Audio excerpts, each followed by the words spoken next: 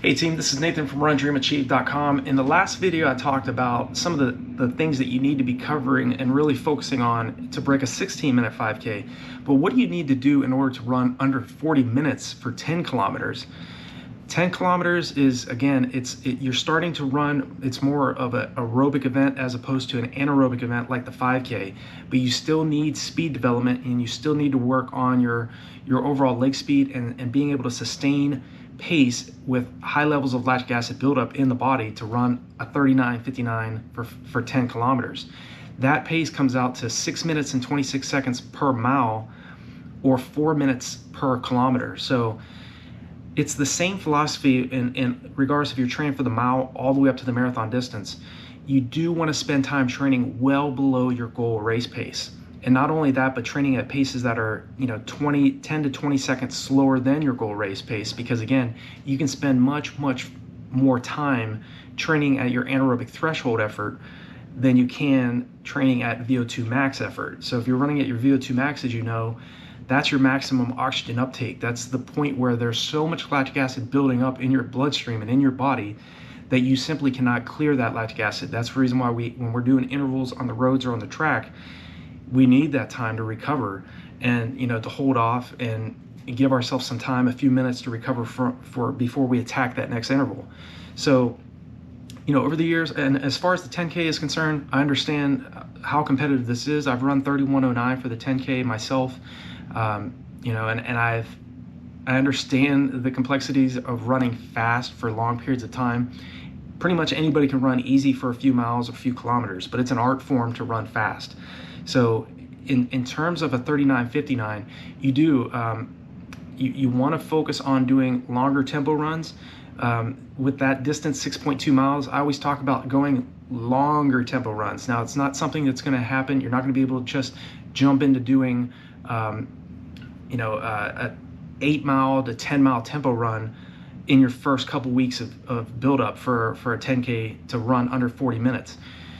You start off at much slower paces for shorter distances, and then as you get fitter and your body adapts to those particular efforts, then you move up to longer distances. And you'll notice too, even if you're wearing a heart rate monitor, the heart rate that you're running at tempo effort in the first couple weeks of a 16-week block of training is going to be your paces are going to be much slower, running at say 150 to 165 beats per minute, as opposed to a few weeks down the line when your body's adapted.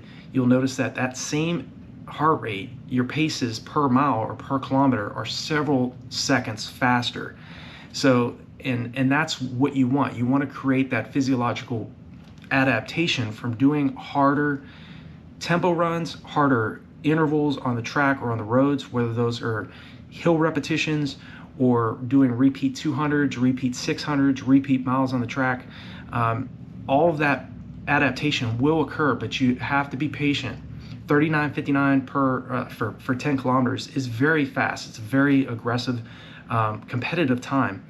But you want to get to a point where eventually, and if you're doing a 16-week block of training, get to a point where you can do repeat miles at around 545 to 555 per rep on the track, 5 to 6 repetitions,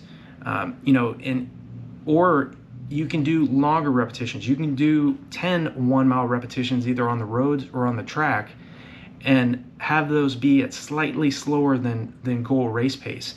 So 6:26 mile pace, you might want to do them at say around 6:50 per repetition with very minimal rest. When you're very fit, try doing 10 1-mile repetitions at around 6:45 to 6:50 per rep, and only give yourself around 1 minute to 90 seconds rest per repetition. So that's just an example. You can do longer 1-mile reps or more repetitions, but just slightly slower. That way you can handle doing those, a multiple of 1-mile repetitions. Or you can do 5 to 6 1-mile reps on the track or on the roads, but have those reps be aggressive. Not earlier on when you're not as fit, but as you get fitter, make sure you're training at paces that are really going to test you, so again, you get that race pace to feel easier and more sustainable, so you run more efficiently than your competition. Again, the 10K and to run this fast, you do want to spend time training well below 550 mile pace. So you can get 626 mile pace to feel easier. That's 6.2 miles you need to hold at a minimum at 626 mile pace, or 4 minutes per K pace. So spend some time on the track or on the roads running at closer to 3-minute K pace. And again, you have to be patient. It is, I understand it definitely is a struggle. There's going to be days where you simply do not want to go out for a second run.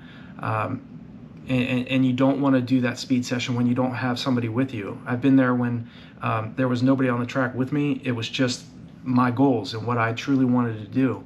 And so you have to stay composed. You want to stay motivated. You want to visualize yourself too. Visualize yourself daily during your training, running 39:59 or faster and getting across that finish line, seeing that time on the clock. You know, I'm a big believer in the power of the subconscious mind and training mentally for races. That was a big part of my preparation when I was training for the half marathon and from the mile all the way up to the marathon. You know, if you're new to the channel, I've run 4:22 for the mile, 9:27 for 2 miles, 14:18 for 5K, 50:54 for 10 miles, 107:06 for the half, and 2:19 for the marathon, 2:19:35.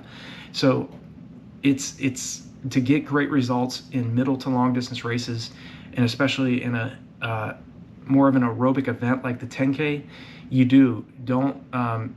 you don't have a lot of speed, you can still do strides. When you're doing a 16-week 10K training plan, the way I've set it up on RunDreamAchieve.com is about 2 to 3 times per week. I have the athlete doing 5 to 6 100-meter strides on their easy days, because strides, they're too short to build up any lactic acid buildup, but you're still working on explosiveness and really focusing on your form too, at running at very fast paces.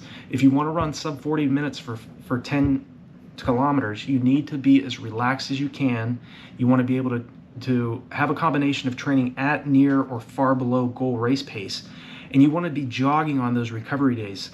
Recovery is absolutely critical if you want to succeed in middle to long distance racing. So you have to have that discipline that you have to go out on the track or on the roads to run fast, but you also have to have that discipline to run very slow on easy days so that you can recover from what you're doing. There's only so much hard anaerobic training that your body can do before you start seeing a diminished return on your investment. So allow yourself time to relax on those easy days. I would recommend giving yourself 48 hours of recovery between each one of your hard anaerobic sessions, whether that's track sessions, track workouts, or hill repetitions, or tempo runs.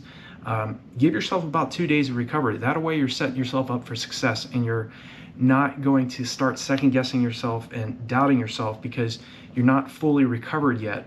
When you go in to run another hard workout.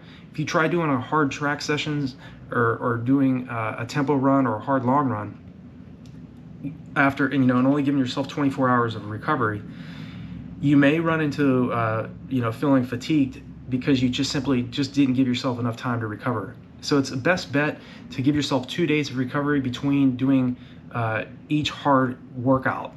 So I hope that makes sense. If there's anything else that I didn't cover in this video that you need a little bit more specifics on in running a 39:59 for 10K, let me know in the comment section below. I will definitely reach out to you, or I'll make another video about a question that you have. I want to make sure that I'm making sure that I'm as clear as I possibly can be in order to help you get under that sub 40-minute 10K. There's a lot of things that you have to focus on in a 40-minute 10K training plan. You need to focus on your nutrition. You need to make sure that you're hydrating well before and after your workouts. Make sure that you're ingesting proper amount of protein so that your body your muscles can recover from those hard sessions you're doing. And paying attention to sleep, and not getting stressed out and taking yourself too seriously. There's more to life than running. So make sure that you're enjoying the sport, but don't beat yourself up if you have a few bad workouts or a few bad races. Even the best middle to long distance runners deal with this. So it's how you deal with those setbacks that's going to dictate how successful you are at breaking 40 minutes for the 10K. It's a very fast time, so train at, near, or far below 6:26 mile pace or 4-minute kilometer pace. Have a plan in place. Don't just guess your training each day. It makes it much easier, takes the guesswork out of your preparation when you have a plan and you know exactly what you need to be doing on a weekly, daily, and monthly basis, and how to taper down for your 10K as well. So I hope this video was helpful. I hope just to give you some mindset and some ideas you need to be thinking about as you prepare for your sub 40-minute 10K event. I look forward to helping you do it. Again, if you have any other questions or concerns, leave me a comment below. There's resources below all my videos as well. If you have any other questions or concerns, they're there for you as well. So I wish you all the best. Look forward to hearing about that 39, 59, 10K or faster. And I will talk to you all in the next video.